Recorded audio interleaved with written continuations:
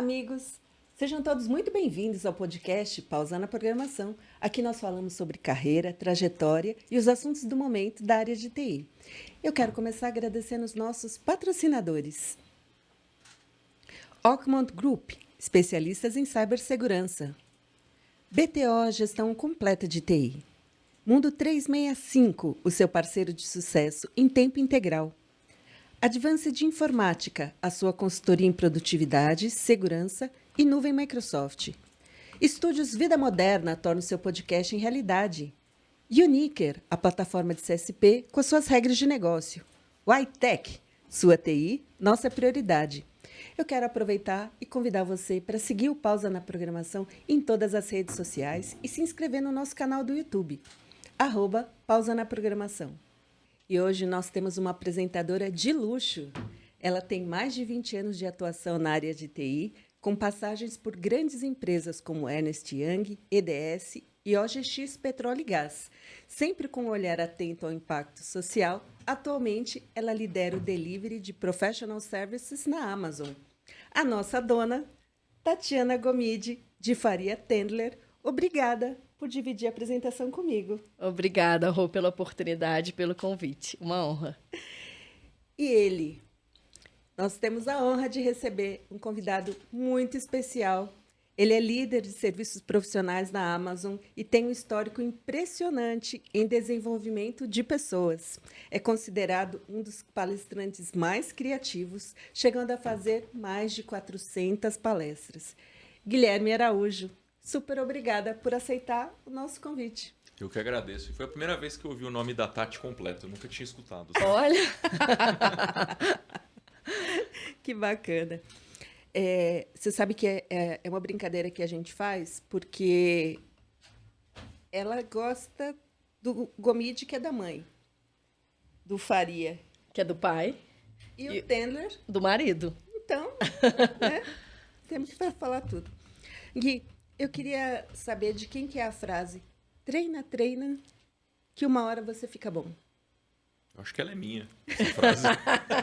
Eu fiquei pensando ontem à noite sobre isso, eu falei, acho que é minha essa frase. Ela é sua. Conta mais um pouco pra gente sobre isso.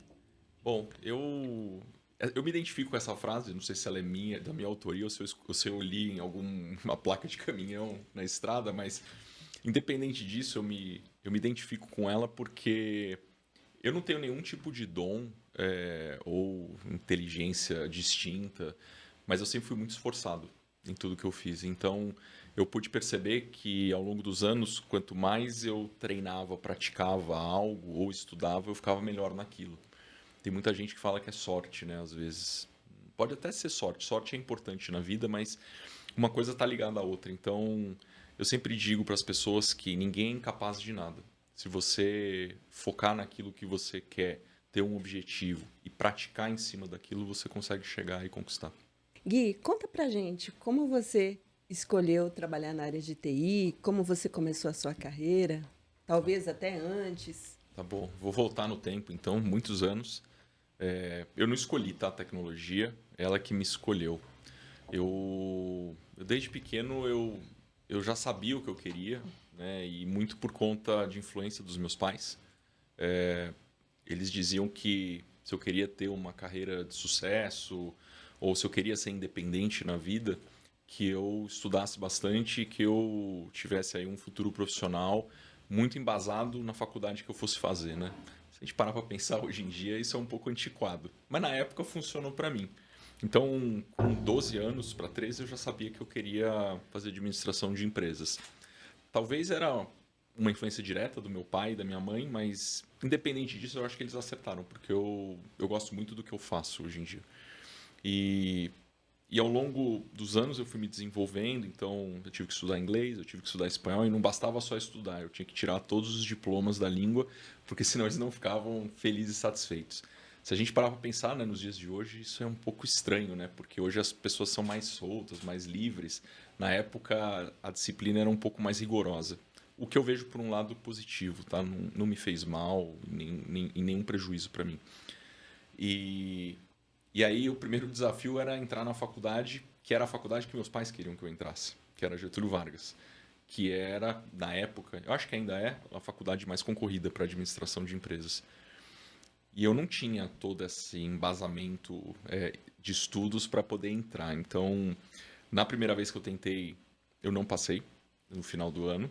E aí meu pai me deu a chance de falar, olha, você faz um cursinho e tenta entrar no meio do ano, mas assim, você não pode falhar.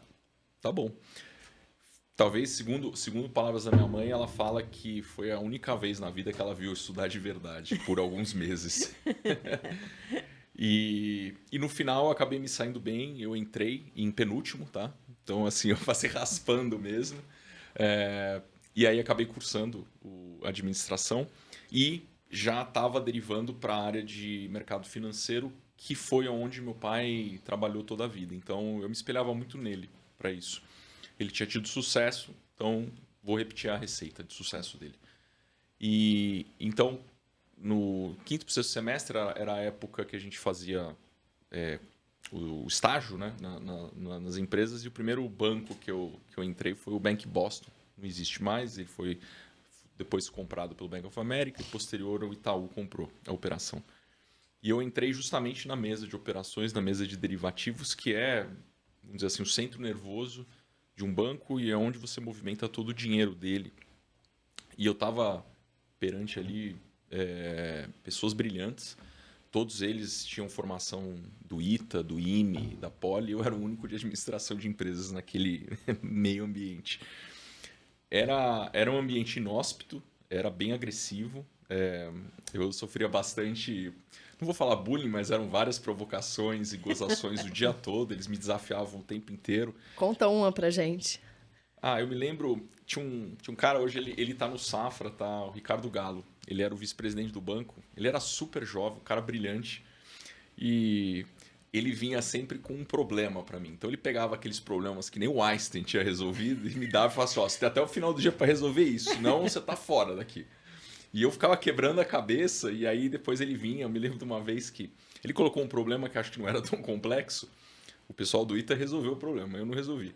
Mas ele chegou para mim e falou, eu vou tentar te explicar. E aí ele me explicou, eu não entendi absolutamente nada do que ele estava dizendo. Ele falou, bom, a gente tem duas opções aqui, né? Ou você é burro, ou eu não sei explicar. Qual opção você quer pegar? Eu falei, acho que eu vou ficar com que eu sou burro mesmo, para não criar mais polêmica. Tirando, né? Era assim, era um ambiente hostil, mas ao mesmo tempo eu me sentia bem dentro do ambiente. As pessoas, elas não me desrespeitavam de forma alguma, mas elas me pressionavam ao limite para justamente ver até onde eu podia chegar. Eu fiquei um ano no banco e no final desse período o banco ele foi vendido. E aí nessa mudança eu acabei saindo do banco. Mas eu me lembro que na saída, tanto o Ricardo como o tesoureiro do banco, que era o Sérgio Gabrielli, e o próprio Henrique Meirelles, que era o presidente do banco, eles falaram comigo na minha saída, falaram assim, olha, a gente pode dar um conselho? Eu falei, pode. Você vai muito melhor na área comercial. Você é bom de número, não tão bom quanto nós, mas você é melhor na área comercial. Você se comunica bem, você cria um rapport fácil, todo mundo gosta de você, você é um cara engraçado, extrovertido. Por que você não tenta ir para a área comercial? E pode ser de um banco. É legal. E aí, nessa situação, eu estava justamente terminando a faculdade, me formando, e a maioria dos meus amigos, né, e colegas estavam fazendo programas de trainee, que era a GV é um bom lugar para as empresas irem buscar potenciais trainees. E aí, então eu comecei o período de fazer programas de trainee, um monte de dinâmica de grupo, entrevista, você começa a ficar até especializado nesse tipo de coisa, né, de tanto treinar. E o primeiro que eu passei, a primeira empresa que eu entrei foi na IBM. Né? Então, como eu estava formado há um mês, né, e eu estava na ânsia de querer trabalhar, putz, se fosse hoje, pensaria totalmente diferente. Mas, na época, eu lembro que eu perguntei para meu pai, e eu não sabia nem que... Eu sabia que a IBM era uma empresa de computador, era isso que eu sabia. Esse era o meu conhecimento sobre tecnologia, tá? Eu nunca fui aquela pessoa super ligada em games, computadores. Eu gostava, mas não era tanto a minha praia. E aí meu pai falou, olha, uma baita empresa, na época acho que a IBM era a marca número 2 do mundo, só estava atrás da Coca-Cola, é global, É uma baita escola. Acho que você tem que ir. Legal. Então, eu fui lá para a IBM e era um programa de trainee, 27 trainees de diferentes faculdades, alguns da GV, inclusive, mas de outras salas. Eles eram os bons alunos. Eu era o mau aluno da GV. Eu ficava na turma dos que não faziam muita coisa.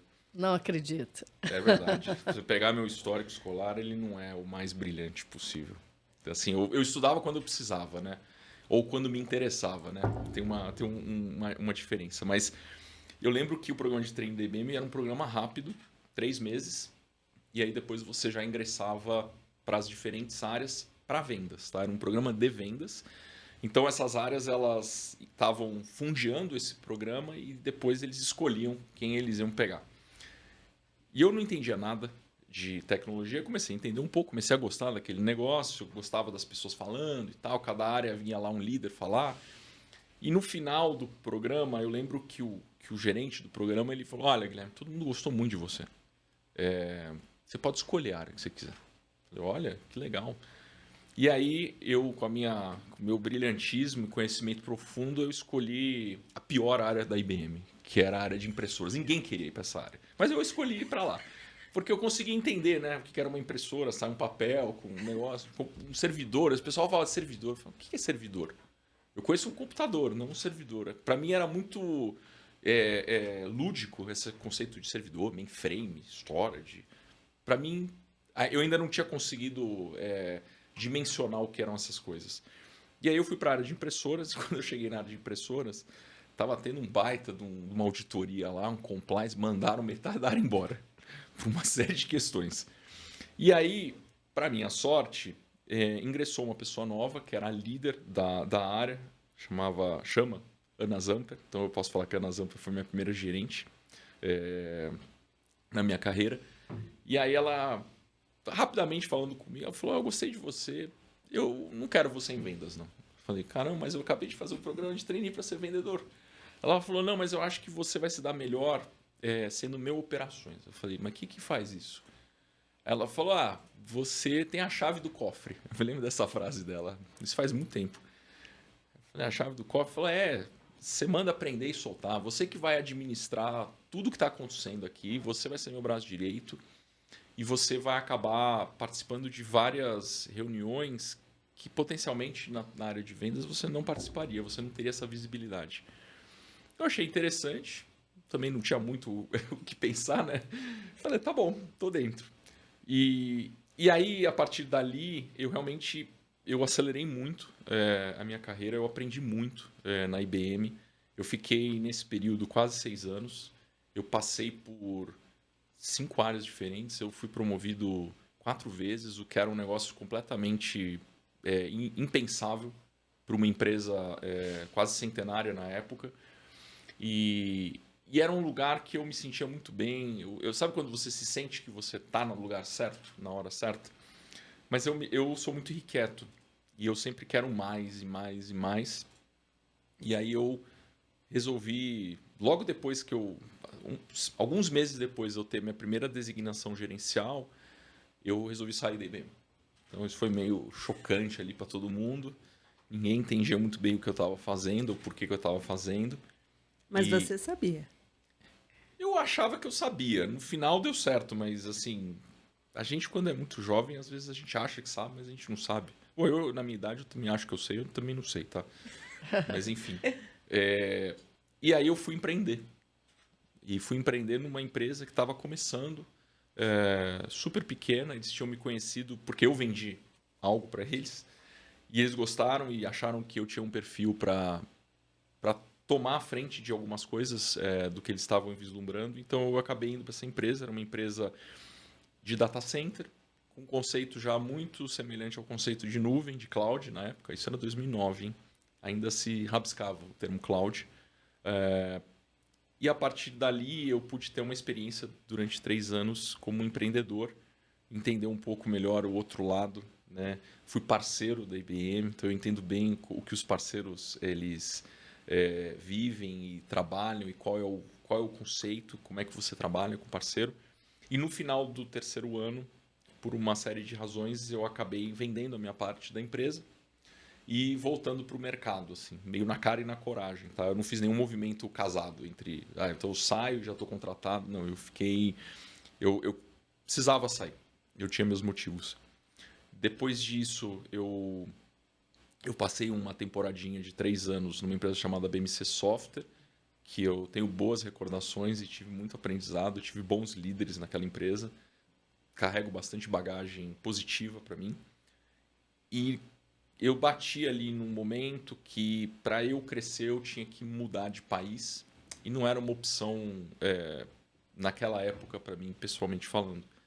Então, como eu ficava meio sem opção, eu acabei olhando para fora para ver o que eu podia encontrar. E aí eu vi a IBM de novo acenando assim para mim, falando: quer voltar? E aí era uma posição interessante, era um cargo já maior, já era uma posição executiva na empresa. Eu falei, por que não, né? Era uma empresa que eu tive tanto carinho, né, na primeira passagem. E aí eu voltei para a IBM para liderar a área de segurança cibernética, que era outra área também que eu não entendia absolutamente nada, então eu tive que aprender do zero com o meu time. E dali em diante eu fui navegando dentro da IBM, galgando posições maiores nos outros 6 anos subsequentes, até a hora que a empresa ela estava passando por um momento de transformação muito profunda, aonde ela tinha realmente voltado às suas origens. Então a IBM, ela voltou a ser uma empresa de tecnologia de fato. Não que ela nunca deixou de ser, mas ela acabou focando em outros negócios, como a área de serviços da IBM, que foi o maior negócio, que depois se tornou a Kyndryl, a partir de um spin-off que a empresa fez. E nesse momento, as minhas opções eram um pouco mais limitadas para crescer e para me desenvolver. E aí tinha uma gigante começando a assobiar para mim, chamada AWS, a famosa Amazon. E era para mim talvez algo que eu nunca imaginei. Conhecia já a empresa, conhecia algumas pessoas, mas assim, eu não fiz uma grande pesquisa antes de ir, sabe? Eu estava tão entretido e focado em mudar, em fazer algo diferente, que eu abracei e fui, né? E aí fui para a área de Professional Services, que é onde eu estou hoje. Eu passei por 3 funções diferentes até chegar a essa 4ª função que eu estou agora, como líder da área de serviços profissionais no Brasil, desde o início desse ano. Que bacana, que trajetória, hein, Tati? Incrível, né? Uhum. E como que você lida com essas mudanças em termos de liderança das pessoas e gerenciar esse ambiente ambíguo com multidisciplinas e talentos? Como que foi essa mudança? Tanto na IBM quanto na AWS, né? Acho que você passou aí em 9 cargos diferentes nos últimos anos.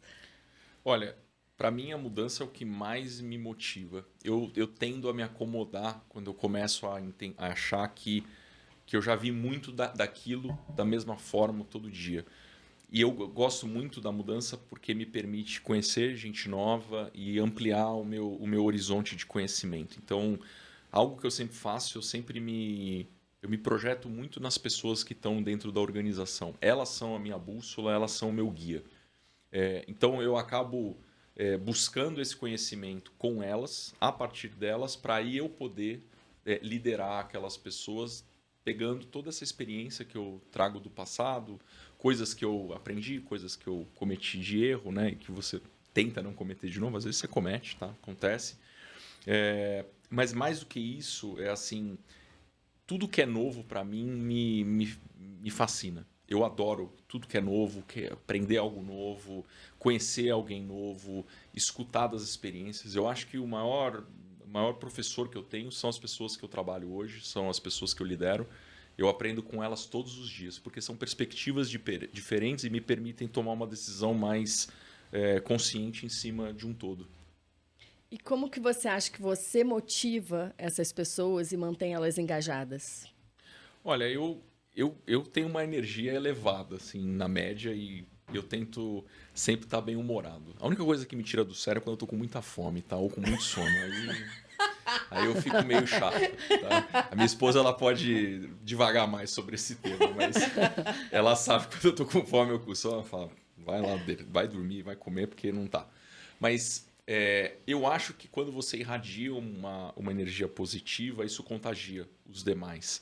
Então eu tento transmitir sempre esse otimismo para todos, porque tudo na vida tem o lado meio cheio e o lado meio vazio do copo. Tudo, qualquer coisa. E tudo tem jeito, só não tem jeito para a morte.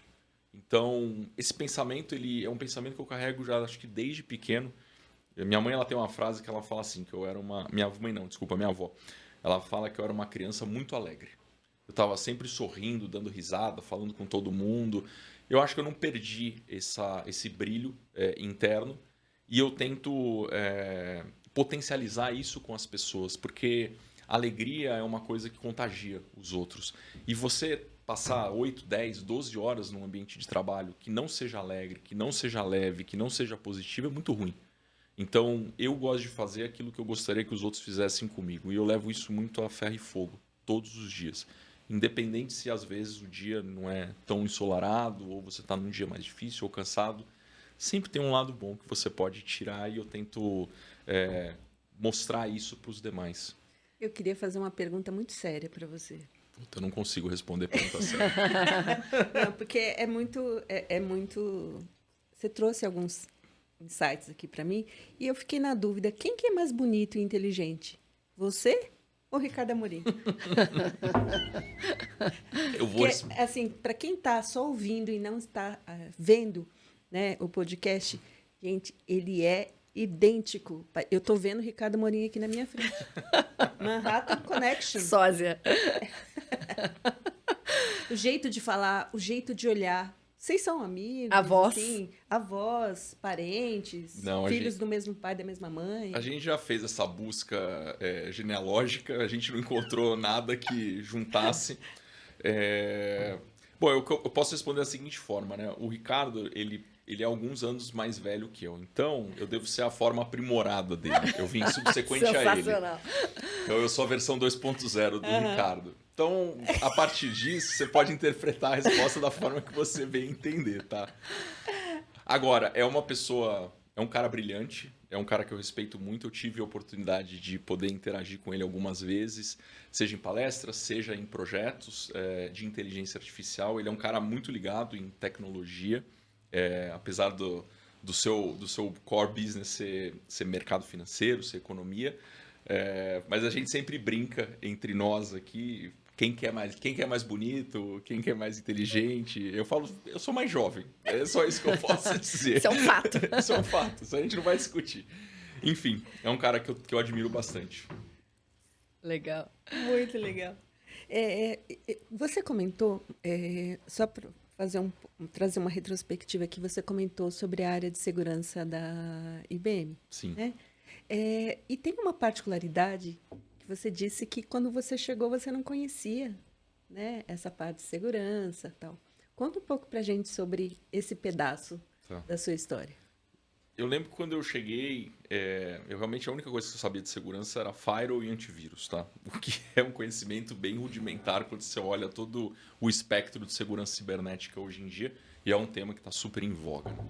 Né? Eu me lembro que eu tinha um time muito técnico, assim, as pessoas elas tinham 20 anos de carreira em segurança cibernética, então a primeira ação que eu tomei quando eu cheguei, eu pedi para cada especialista das diferentes disciplinas que a gente tinha em segurança, para que eles me trouxessem e me vendessem aquilo que eles de fato trabalhavam. O bicho é inteligente, né? E aí eu achei que o jeito que eles estavam me vendendo era muito chato. Porque primeiro eu não entendia nada. E dois eu achava chato. Aí eu falei, a gente precisa fazer isso de um jeito mais legal. Talvez mais lúdico, talvez de uma forma que fique mais leve. Porque no final eu entendo a parte técnica e existem momentos que você vai entrar fundo na parte técnica, mas tem o primeiro momento que é você criar aquela conexão com aquela pessoa, que seja um cliente, um parceiro, e você mostrar que aquilo que você está oferecendo vai gerar um impacto positivo, seja para a organização dele, para o negócio, por aí vai. Então, eu provoquei um pouco a cabeça das pessoas na época e alguns deles talvez fossem um pouco mais criativos ou mais ousados, eles embarcaram numa ideia de criar algo que a gente mostrasse um hacker atacando uma empresa e essa empresa usando as soluções que a IBM tinha para poder se proteger desse ataque. Então essa era a ideia inicial. Aí dessa ideia eu provoquei mais. Eu falei, não, mas por que a gente não faz algo mais assim, teatral, algum tipo de. Eu falei, mas isso é corporativo? Eu falei, e daí? Qual o problema? A gente não precisa, a gente não vai fazer palhaçada, a gente vai fazer um negócio sério, mas vai fazer algo lúdico que prenda a atenção das pessoas e que quando elas veem aquilo, elas saiam dali com aquilo na cabeça. Porque você pode esquecer o conteúdo, mas você não esquece como você se sentiu quando você sai de uma apresentação, de um teatro, de um filme. Aquilo fica na tua cabeça, aquilo fica na tua mente, na tua vida. Então, a gente buscou isso, né? E ali algumas pessoas foram fundamentais. E o curioso é que eu me lembro a primeira vez que a gente lançou e eu tive que passar por marketing, eu tive que falar com o compliance da IBM, eu lembro que eu fui escrutínio. O pessoal falou, você é maluco, isso não vai dar certo. Eu falei, tá bom, eu posso ou não posso fazer? Pode, deixa ele fazer esse louco aí. E aí a gente fez o primeiro evento e os feedbacks foram assim fantásticos. E o evento era cheio de coisas lúdicas, tinha uma parte engraçada. Eu era a pessoa que só se ferrava, né? O hacker ele me enganava o tempo inteiro, eu perdia dinheiro, eu dava minha senha, porque ali a gente mostrava muito da engenharia social. Mas também a gente conseguia mostrar de uma forma super fácil como que aquelas soluções, de fato, elas mitigavam os riscos que hoje todo mundo vivencia e aparece todo dia no jornal. E a partir dali, esse evento, ele começou a virar quase que uma febre. A gente tinha que fazer uma vez por mês ele. Depois disso, a gente começou a receber convites de empresas, de distribuidores, de parceiros para a gente fazer o evento. Ou de associações, eu lembro da gente no IBEF. O IBEF, CFOs, o que tem a ver CFOs com segurança final? Não interessa, Guilherme. Vem aí fazer o evento que é legal, todo mundo fala. Eu lembro que foi até num sábado, em Atibaia, isso. Agora estou me lembrando disso. E o mais legal é que foi um efeito colateral super positivo, é que no início a gente era 4 pessoas que faziam vamos dizer assim, a encenação e a entrega do conteúdo. No final, praticamente toda a organização fazia, porque todo mundo queria fazer, todo mundo queria participar, todo mundo queria. Então foi uma forma também da gente engajar o time e ter aquele senso de pertencimento, de propósito. Não todo mundo olhava para um âmbito maior. E, coincidências ou não, um ano depois a IBM lançou o Cyber Ranger, que era exatamente uma encenação de um ataque. Coincidência. Coincidência, não tem nada a ver com isso. Só falo que é coincidência. Muito parecido com o que a gente fazia, tá? Um jeito brasileiro de ser, obviamente com muito mais recursos do que nós, mas o conceito era muito parecido, tá? Você traz isso para suas palestras? Todas. Se eu puder criar algo que gere essa conexão com as pessoas. E gerar conexão é sobre empatia, né? Então, como que você gera empatia para um público, às vezes diverso? Então, você tem que trabalhar, talvez, no meio que do senso comum. Então, o que será que as pessoas vão gostar? O que elas gostam? O que elas pensam? O que elas imaginam? A partir dali, eu crio alguma história que se conecta com o tema que estão me pedindo. E aí, obviamente, você vai usar de vários recursos, né? Você pode usar tanto recursos visuais, mas sempre o mais fácil é você usar você mesmo como sendo ali o porta-voz da coisa e usando diferentes técnicas para poder engajar as pessoas e tornar elas parte daquela apresentação. Convidem ele para fazer palestra, viu, gente? Convidem, vocês vão amar. Eu estou enferrujado, gente. Pegando essa tendência que você criou recentemente no Leadership Forum da AWS, você foi fantasiado de Top Gun. E aí eu queria que você contasse pra gente um pouquinho da filosofia. Foi isso, exatamente isso. Conta um pouquinho da filosofia, do que está por trás, qual foi a mensagem que ficou para o público. Ali, assim, a gente, em Professional Services, a gente é uma área que nós somos o como para a AWS, nós não somos o que a AWS. A AWS é uma empresa de nuvem, a gente acelera as empresas na sua jornada de nuvem. E a gente ajuda elas a inovar e a co-criar em cima das nossas tecnologias. Porém, hoje existe uma rede de parceiros de negócio muito grande e muito rica no Brasil. Então, existe uma zona cinzenta, onde o parceiro faz coisas muito semelhantes ao que eu faço e vice-versa. Então, existe sempre uma dúvida. Por que Professional Services da AWS? Por que um parceiro da AWS? Qual que eu escolho? Ou como que eu combino isso?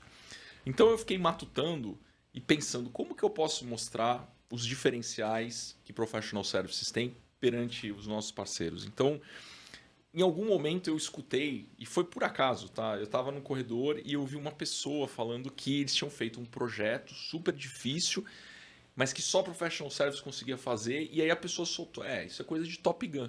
Na hora eu falei, caramba, eu não tinha pensado nisso. E aí eu comecei a elaborar em cima da ideia.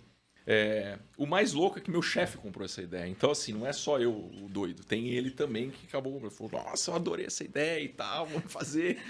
E ele que comprou as fantasias, inclusive, tá? A fantasia foi um plus. E eu falei, tá bom, pode comprar. Meu tamanho é XG. Só não erra o tamanho. E a ideia foi justamente essa. Como que a gente mostrava de uma forma leve, divertida, como que Professional Services se complementa com os parceiros e vice-versa, e quais são os nossos diferenciais. Então a ideia não é menosprezar ou diminuir o parceiro, mas só mostrar qual é a diferença de fato. Os nossos profissionais eles passam por um nível de certificações muito mais aprofundado, eles são treinados de uma forma diferente, que é muito parecido à alusão, né, do filme que mostra aqueles pilotos de caça que são super treinados, são os melhores do mundo. É um pouco isso. De novo, no final, né, e passou o evento que eu fui fantasiado de Top Gun, agora as pessoas dentro da AWS só me chamam de Top Gun. Então, pelo menos elas lembram de mim. Tom Cruise. Ou Tom Cruise, tá? Maverick. Maverick, exato. Não, e é interessante que você comentou isso, porque um colabora com o outro, né? Total. Assim, não existe a concorrência. A gente não está buscando concorrer com o parceiro. A gente está buscando complementariedade, porque sempre tem. É que não é trivial, né? Às vezes você precisa fazer uma análise um pouco mais profunda para tentar entender onde que eu complemento, porque cada parceiro tem a sua particularidade, a sua peculiaridade, eles não são iguais. Então, a partir dali, a gente começa a se adaptar e retroalimentar esse modelo. A gente só vai crescer com eles. E essa comparação é no sentido de ProServe com parceiro ou só parceiro. Porque a gente trabalha sempre com parceiro nos nossos engagements. A gente nunca trabalha sozinho. Eu não gosto de ficar sozinho. Eu gosto sempre de companhia. Gui, qual é a sua compreensão para a inovação no modelo de tecnologia, de nuvem, das soluções que o mercado está apontando aí como tendência para os próximos anos no Brasil? Bom, nuvem já é uma realidade já de alguns anos e agora você tem uma penetração muito maior em todas as indústrias. Algumas demoraram mais tempo para, de fato, seguir por essa jornada. E a nuvem ela democratizou a tecnologia, né? Hoje qualquer empresa pode ter as tecnologias mais inovadoras e a partir delas criar novos modelos de negócio, disruptar suas indústrias. Isso deu contorno e vida para uma série de outras empresas que emergiram nos últimos 5, 10 anos através da nuvem. Todas elas nasceram na nuvem. Quando a gente olha tendência, hoje a bola da vez é GenAI, Generative AI, com os modelos fundacionais, os LLMs, que trazem um salto qualitativo do ponto de vista de compreensão de linguagem natural humana inacreditável. E eu consigo perceber muito essa diferença porque na IBM eu tive a experiência de poder liderar a área de inteligência artificial da empresa, na época o Watson. E para você chegar num modelo fundacional, que hoje já está pronto, você levava anos para treinar aquele modelo e era quase que manual. Funcionava super bem, mas levava um tempo. Eu lembro que os clientes falavam assim, puxa, mas eu vou demorar 1 ano, 2 anos, 3 anos para criar esse corpo de conhecimento. E se tiver alguma coisa diferente, eu preciso curar de novo. É isso mesmo. Então, o GenAI ele trouxe esse ganho de velocidade, essa facilidade. Não que ele seja simples, porque você tem toda a arquitetura de dados ao redor. O que suscita o segundo ponto, né? Dados continua sendo, vai continuar sendo, talvez, o petróleo do século XXI. O dado ele detém todo o valor hoje das empresas e das pessoas, tá? Quando você olha o dado, eventualmente, no futuro, talvez a gente venda os nossos dados. Porque hoje a gente dá os nossos dados, a gente passa os nossos dados em troca de algo, mas que não é monetário. Em algum momento, eu acredito que a gente vai poder vender os nossos dados, né? Se uma empresa vai querer saber mais sobre mim, eu vou falar, tá bom, Eu quero um serviço adicional, eu quero algo diferente. Então, dados é uma segunda grande tendência. Segurança cibernética acaba abraçando meio que o todo, porque é uma necessidade premente. Quanto mais a gente inova, mais brechas acabam surgindo do ponto de vista de cibersegurança. Então, é outra tecnologia que vem a seguir. E isso tudo passa por uma mudança cultural muito profunda, né? De como a gente trabalha, de como a gente vai ficar cada vez mais produtivo. Eu não acredito que a tecnologia substitua o ser humano. A tecnologia potencializa a nossa capacidade e é uma extensão do nosso ser. A única coisa que a gente precisa entender é como que a gente se adapta a essa nova tendência e como que a gente extrai o máximo dela para nós. Gostei da parte do petróleo. Dados é o petróleo dos próximos anos. Gui, agora a pergunta mais importante do podcast. O que é pausa na programação para você? Pausa na programação para mim. Hora que eu me desligo, normalmente eu tenho uma história com vinhos, né? Eu desde cedo, uns 18 anos. O meu pai, ele gosta muito de vinho. E então a gente começou a criar vamos dizer assim, esse ritual em casa da gente tomar um vinho junto, a gente conversar, independente do assunto. Meu pai é um cara muito engraçado, a gente tem conversas bem engraçadas, ele e eu. Então, sempre regado a um vinho. E eu acabei indo estudar sobre isso, porque eu queria, de novo, aquela ânsia de eu querer aprender, entender e saber. Então, eu fui fazer o curso na ABS, na Associação Brasileira de Sommeliers, para saber profundamente o que é um vinho bom, o que não é um vinho bom, qual é o tipo de vinho que eu gosto ou não. Então, acaba que o vinho é algo que eu carrego para minha vida. É um momento que eu gosto muito de ter para mim. E a minha esposa atual, ela é uma cozinheira de mão cheia. Então, essa combinação, vinho e cozinha, é algo que... Primeiro é complicado, porque você tem que fazer bastante exercício, depois dieta, né? Porque você ganha peso pra caramba, então é difícil se manter em forma. Mas é um momento que eu desconecto, que eu desligo, que eu posso estar em outro lugar, e a minha cabeça é muito acelerada. É um momento que eu realmente pauso e relaxo.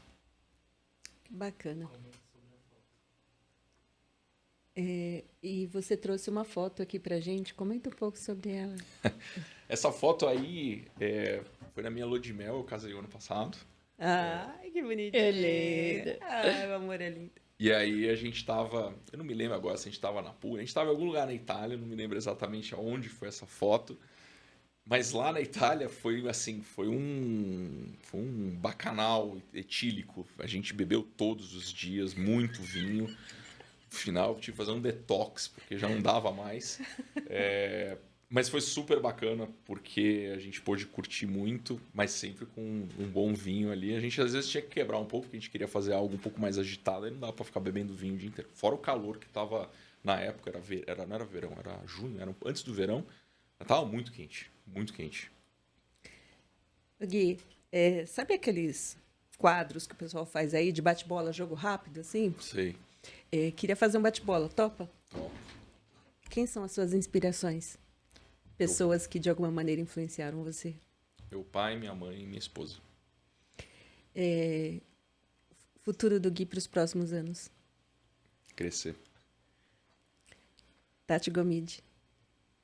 Super, super parceira. Maravilha. Gui, queria te pedir para você olhar para aquela câmera ali e deixar uma mensagem para as pessoas que estão assistindo a gente. Eu acho que a mensagem que eu queria deixar é que se você tem um sonho, se você tem uma vontade, um desejo, corre atrás dela, que se você focar e se preparar para aquilo, você vai conseguir. Não desiste do teu sonho. Você é do tamanho do teu sonho. Que bacana. E quero aproveitar e agradecer você demais, porque todos esses dias que a gente ficou conversando, combinando essa conversa aqui, né? Foi sempre muito agradável, foi sempre muito divertido.